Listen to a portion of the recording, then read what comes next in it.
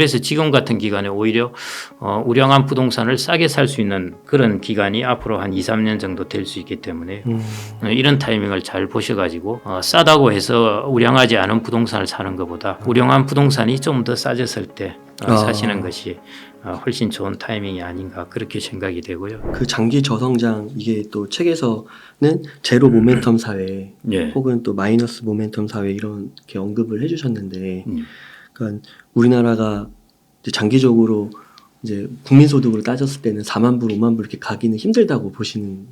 이게 이제 네. 결국은 이제 명목 기준이고 하기 때문에요. 이제 물가가 오르고 하면서 가긴 할 겁니다. 환율만 우리나라가 달러 대비해서 뭐 1,600원, 1,700원 이렇게 가지 않는다면은 환율만 1,200, 300원 이렇게 간다면은 가기는 할 것인데요. 네. 그 가는 길이 그렇게 순탄치는 않을 거라는 것입니다. 이제 어떤 분들이 이제 1인당 소득 10만 달러 시대를 대비해야 된다 하는 것인데요. 그거는 정말 저는 아주 먼 이야기고 달성도 뭐 물가가 계속 올라가서 세월이 지나가면 되기야 하겠죠. 하는데 우리가 목표로 할 만한 그런 수치는 전혀 아닌 것 같고요. 지금 제가 이제 이 말씀을 드리는 이유는 우리가 과거에 20년 동안 경험을 한번 살펴보시라는 겁니다. 그때 보면은 우리나라가 2000년에 1인당 소득이 10,000달러였다가 2017년에 30,000달러가 됩니다. 17년 만에 3배가 되는 것이거든요. 이게 이제 어마어마한 사실은 소득 증가입니다. 우리가 10,000달러, 30,000달러 하니까 뭐 1인당 소득 1,000만 원에다가 3,000만 원, 뭐 1.3을 곱해주면은 1,300만 원에 하다가 3,900만 원 됐다. 뭐 별로 안 증가 안 했는데 하는데요. 항상 이게 가구 소득을 봐야 되거든요. 그래서 한 가구가 3인으로 보통 우리가 구성되어 있다면 곱하기 3을 하면은 그 가장이 버는 소득이라고 볼 수 있습니다. 그렇게 보면은 그 부부가 버는 소득이라고 볼 수도 있고요.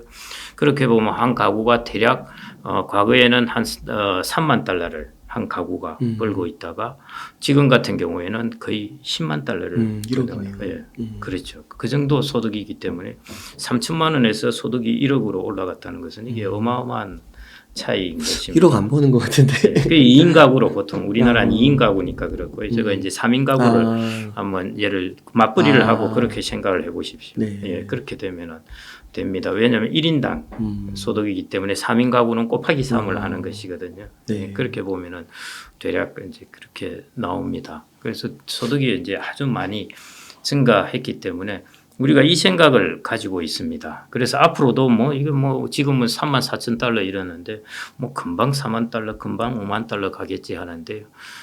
유럽 국가들이 다 4만 달러대입니다. 뭐 프랑스도 그렇고요. 이태리는 우리보다 비슷하거나 낮거나 왔다 갔다 하는 그런 수준일 거예요. 예, 예, 그렇고 독일만이 이제 5만 달러를 넘어서 있고 미국이 7만 달러입니다. 네, 미국은 3억 거의 3천만 명의 인구를 가진 나라치고는 대단한 것이죠. 우리나라 7배의 인구를 가진 나라가 1인당 GDP가 7만 달러라는 것은 정말 대단하게 성장을 한 것입니다. 사실은. 그래서 그 정도이고요. 그 외에는 영국도 4만 달러 되고 일본도 좀 안 되죠. 일본은 워낙 특이한 케이스라서 일본은 30년 동안 1인당 GDP가 거의 똑같습니다. 오르고 내리고 하긴 했는데요. 하여튼 그 비교해 본다면은 거의 94년에 44,000달러 이랬어요. 대단했죠, 일본이 그때. 환율 때문에요. 네. 달러로 평가를 하니까 그때 엔화가 거의 뭐 70엔대로 들어가다 보니까 그때 막 44,000달러로 평가가 되었습니다. 그다음에 이제 환율에 따라서도 왔다 갔다 하긴 했는데 여하튼 지금도 이제 그 수준보다 낮죠. 그리고 구매력으로 평가하면 결국 우리나라 사람들이 받은 소득을 가지고 물건을 사는 개수, 일본 사람들이 자기가 받은 소득으로 물건을 사는 개수를 따지자면 우리가 더 많이 산다는 것입니다. 그 말은 구매력 기준으로 1인당 소득은 우리나라가 일본보다 높다는 뜻입니다. 네. 그래서 우리나라는 지금 이 20년 동안 이루어왔던 이 추세가 앞으로도 지속될 거라고 생각을 하는데요. 그게 이제 부동산도 앞으로 그게 지속될 맞아요. 거고 이렇게 하는데 그게 아니라는 것입니다. 지금은 이제 조금 우리나라 경제에서 봐야 될 것은 과거에 우리가 봤던 20년을 잊어버리고 새로운 우리나라가 어떤 패러다임에 들어갈까 하는 것들을 이제 자산 관리나 이런 거 할 때도 깊이 고민해야 될 부분이라고 보아집니다. 그러면 과거에는 예를 들어 부동산 시장에 적용해 본다면 전국이 다 올라갔다면 이제 앞으로는 정말 뭐 핵심 지역 그런 외에는 맞습니다. 크게 올라가지 않을 수도 맞습니다. 있다라고 보시는 건가요? 예, 정확하게 저도 그렇게 보고 있고요. 아. 일본도 도쿄라든지 오사카라든지 이런 쪽은 이제 부동산 괜찮네요. 가격이 뭐 떨어졌죠. 떨어졌다가 다시 이제 올라갑니다. 다른 지역은 떨어졌다가 이제 올라가지 못하고 어떤 쪽은 더 떨어지고 그러는데요. 우리나라 고령화 속도가 일본보다 더 빠르니까요. 일본보다 더 빠르기 때문에 그 부분의 영향은 당연히 이제 나타날 수밖에 없습니다. 예, 그래서 양극화된 모습.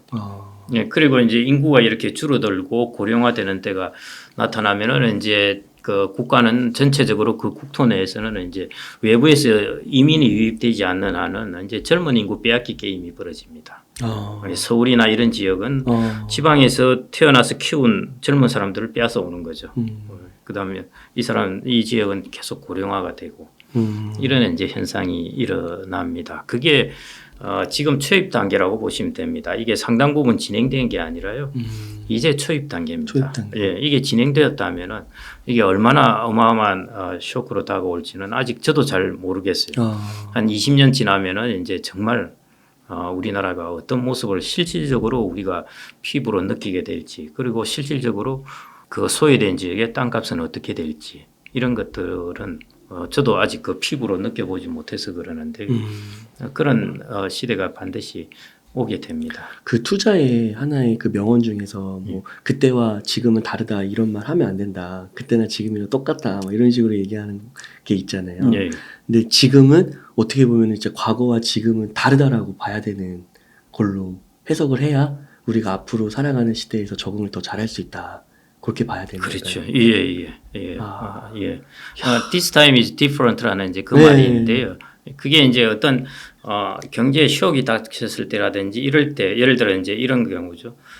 우리가 2021년, 2000년 이때 막 이제 마치 우리가 99년 이런 때처럼 그때 나스닥 버블 있을 때처럼 테크주가 막 올라갔을 때 결국 그때도 이제 this time is different였죠. 그다음에 99년 이때도 this time is different였죠. 이게 충분히 앞으로의 테크 기업들의 이익은 이 펄을 다 이거를 실현시켜 준다. 것이다. 이렇게 했는데 this time is different가 아니라 똑같았죠. 예, 그런 경우에 이제 주로 써난 것이고요.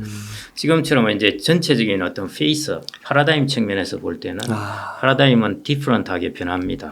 예, 중국 같은 경우 2000년부터 2001년에 WTO에 가입한 뒤 2000년부터의 고성장 그런 패러다임과 그다음에 2020년 이후에 이제 자기들도 내수 위주의 성장을 하고 그다음에 내실 위주의 성장을 하고 질적 성장을 해나가겠다고 하는 그다음에 환경도 감안하겠다는 이런 것들의 패러다임은 완전히 디퍼런트하게 되는 거죠. 앞으로 진짜 그 투자에 있어서 정말 더 명심해야 되는 말인 것 같고 더 세밀하게 디테일하게 관찰하고 투자해야겠네요. 예, 그래서 방금 그 패러다임에서 제일 우리나라가 이렇게 패러다임이 변하는 것은 두 가지 이유인데요. 하나는 우리나라 자체의 문제, 인구의 문제이고요. 그다음에 두 번째는 중국의 패러다임 변화입니다. 우리나라나 일본이나 미국이 이렇게 고성장을 하게 된 미국 아까 제가 3만 5천 달러에서 거의 7만 달러로 더블이 됐거든요. 20년 만에 1인당 소득이 그만하면 대단히 많이 증가한 겁니다. 일본도 그때 장기 저성장, 장기 침체에 빠졌다고 그랬다가 2000년대에 들어와서 2000년 중반부터 살아나기 시작했고요. 우리나라도 1인당 소득이 10,000달러에서 30,000달러 확 증가한 게 중국의 성장이었습니다. 예. 이게 이 부분을 이제 잊으면 안 되는데요. 그게 우리나라나 여타국 중국하고 경제가 링크되어 있는 나라들을 고성장을 시켜버린 것이죠. 그런데 아까 보셨듯이 중국이 패러다임의 변화에 들어가게 되면 자연히 우리나라도 그 패러다임에 들어가게 됩니다. 그래서 우리나라 인구의 패러다임 변화, 그 다음에 두 번째 중국의 패러다임 변화, 이것들이 우리나라의 과거 20년과 달리 앞으로 일어날 20년, 30년의 패러다임을 완전히 변화시킨다는 것입니다. 그렇군요. 국민연금이 2055년에 고갈된다 그래가지고 국민연금 믿어도 되는지 요즘 또 되게 분분하더라고요. 이 상태로는 믿을 수가 없죠. 그건 뭐 확실합니다. 지금 마크롱이 지금 프랑스에서 네, 연금 개혁한다고 난리였죠. 원래는 맞아요. 프랑스가 65세가 정년이었습니다. 네. 그런데 60세로 낮췄거든요. 네. 낮췄다가 이제 62세로 올리고 이번에 또 2년을 더 올리려고 하니까 저렇게 이제 난리인데 거기서 이제 프랑스의 연금 향후 일어날 2040년, 50년에 일어날 연금 재정 적자는 우리나라보다 훨씬 적습니다. 국민연금 재정 적자보다는. 네. 예. 그럼에도 불구하고 지금 아, 저렇게 그래요? 마크롱이 물론 정치적인 이유도 있겠지만은 지금 저쪽을 끝까지 밀어붙이겠다고 반대는 또 반대를 해서 난리지 않습니까? 그런데 이제 저 상황에서도 마크롱은 고치지 않으면 안 된다. 그러면은 젊은 사람한테 자원이 배분이 돼야 될 부분이 고령자들에게 자원이 배분되면서 국가가 전체적으로 자원의 비효율성에 빠진다. 자원 배분에. 그런 문제 때문에 이제 추진을 하고 있는데요. 우리나라는 프랑스가 저 정도의 연금 재정을 가지고 저러는데 우리나라는 그보다 더 심합니다. 이대로 간다면. 그래서 반드시 개혁해야 돼요. 반드시 계획을 해야 됩니다. 그렇군요. 고모님 오늘도 너무 귀한 말씀 감사드립니다. 그러면 끝으로 시청자님들께 좀 하고 싶으신 말씀이나 강조하고 싶으신 말씀 있다면 부탁드리겠습니다. 예, 전 이런 질문을 받을 때가 사실은 제일 곤혹스러운 게 다 말씀을 드렸기 때문에 그러는데요. 제가 뭐 그 중에 가장 중요한 이야기가 뭐냐 하면은 그냥 요약해서 말씀드리자면요. 일단 단기적으로 봐야겠죠. 단기적으로는 이제 금리를 계속 인상하던 것에서 금리 인상의 속도가 많이 브레이크가 걸렸다는 것이 게임 체인지의 하나의 지금 일어나게 된 일이니까 이 부분을 이제 잘 주시해야 되는 것. 이게 꽤 큰 영향입니다. 사실은 우리나라에도 그렇고요. 그 부분을 이제 보셔야 되는 것 하나이고요.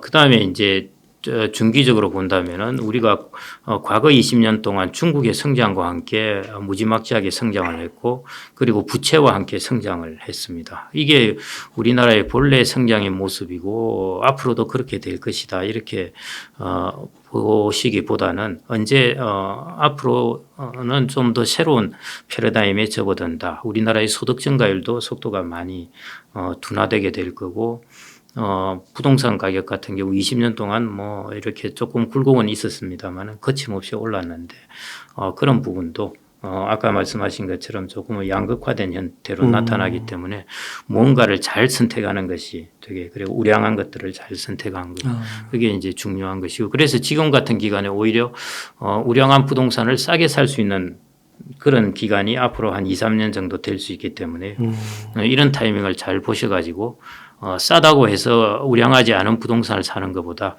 우량한 부동산이 좀 더 싸졌을 때 사시는 것이 훨씬 좋은 타이밍이 아닌가 그렇게 생각이 되고요. 그래서 지금부터야 앞으로 우리나라에 펼쳐질 경제의 모습에서 우량 자산을 따진다면은 이제 좀 더 글로벌하게 분산을 해야 된다는 것입니다. 우리나라에 너무 이렇게 집중되게 투자하시지 말고요. 네. 예, 그래서 그 방향으로 단기적으로는 이제 미국의 뱅킹 문제 혹은 유럽의 뱅킹 문제로 인해서 금리 부분이 이제 브레이크가 걸리면서 새로운 게임 체인지 형태가 나타나게 될 거라는 것이고 그 다음에 좀 더 길게 봐서는 이제 과거의 20년을 연장해서 앞으로 보시지 말고 완전히 다른 국면으로 이렇게 보셔서 좀 대처를 하셔야 될 것 같습니다. 고모님 저 한 가지만 말씀 중에 궁금한 점이 들어서 아까 그 투자의 타이밍을 좀 얘기해 주실 때 실업률이 높을 때 한번 노려보라고 하셨잖아요. 근데 또 어떤 분들은 금리 인하 타이밍에 들어가야 된다. 그게 실업률이 높을 때입니다. 금리 인하. 그게 거의 비슷한 시기인 거예요. 제가 아까 말씀드렸듯이 미국의 트라우마는 실업이라고 그랬지 않습니까? 그러면 실업률이 높아졌을 때 여기에 대응하는 방법이 뭐겠습니까? 금리 인하. 재정도 있겠죠. 재정도 있고 금리 인하도 있고 할 텐데요. 통화 측면에서는 이제 재정이라는 것은 의회 승인도 받아야 되고 뭐 복잡합니다. 그런데 가장 손쉽고 빠른 게 통화 정책이거든요. 그래서 이제 그 부분이 거의 동시에 일어나게 됩니다. 네, 감사합니다. 그러면은 이제 앞으로 만약에 그 이번 3월 FOMC에서 금리가 동결되거나 0.25만 오르면 예. 주식시장은 조금씩 이렇게 오른다고도 볼 수가 있는 걸까요? 그게 이제 그 면에서는 상당히 좋은 시그널인데요. 이제 은행 섹터가 어떻게 움직일지 아직은 시장에 있는 전문가들도 아직은 서로 설왕설래입니다. 예. 그래서 그 부분을 이제 조금 더 지켜봐야 되는 예, 거군요. 지켜보고 큰 은행들만 안 터지면 큰 문제는 없는데요. 예, 중소형 은행들은 미국에도 우리가 85년 이때부터 미국의 저축대부자 파산 있고 할 때 그때는 물론 워낙 쇼크가 크긴 했습니다만 그때는 미국의 은행들 무지하게 다 그 작은 은행들이니까요 무지하게 이제 다 파산하고 그랬습니다. 네. 예, 우리나라 은행업하고 다르게 보셔야 되고요. 거의 한 5천 개 정도 은행이라는 거고 그다음에 이제 $2,000 자산이라고 그러기는 2천억 달러 자산이라고 그러긴 하지만은 미국의 이제 금융시장 전체 규모로 본다면은 우리나라 저축은행 한 2개 정도 합한 규모 네. 그 정도가 SVB가 아닐까 이렇게 싶고요. 그래서 그 정도는 충분히 미국은 컨트롤러블 합니다. 다룰 수 있는데 빅뱅크 문제가 터지는지 안 터지는지 그 부분만 혹시 해서 이제 보는 겁니다. 지금 하여튼 주어진 정보로서는 빅뱅크 큰 은행까지는 대형 은행까지는 안 가리라고 보아집니다. 2008년 때 스트레스 테스트 이런 것들을 통해서 맞아요. 그 은행들은 예, 그 감독 내지는 모니터링을 하고 있었기 때문에요. 네. 예. 그 금리가 중요하긴 하지만 또 그런 요소들이 예, 다른 요소들도 예. 다 종합적으로 예, 봐야 그 다음에는 이제 이 부분이 이제 아까 제가 금리를 올리기 시작하면은 대충 미국 같은 경우 2년 반 정도는 거의 리세션에 들어가게 되니까요. 네. 이제 리세션 이슈가 떠오르겠죠. 예, 감사합니다. 이렇게 해서 미래에셋 자산운용의 김경록 고문님을 모시고 이야기를 나눠봤습니다. 긴 시간 동안 유익한 인사이트 많이 나눠주셔서 감사의 말씀드립니다. 오늘 고생 많으셨습니다. 네, 감사합니다. 감사합니다. 네.